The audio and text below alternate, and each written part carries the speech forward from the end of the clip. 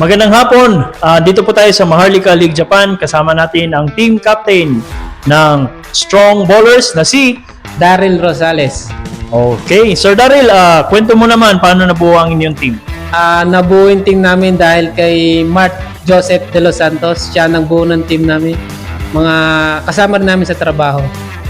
Ano naman yung preparasyon ninyo bago kayo pumunta dito sa ating liga ngayong araw na to?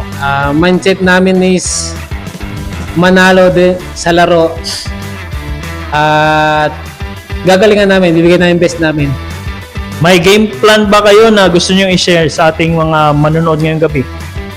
Game plan is una, tanggalin yung sisihan, then magtiwala sa mga kampe para lumabas yung laro nyo.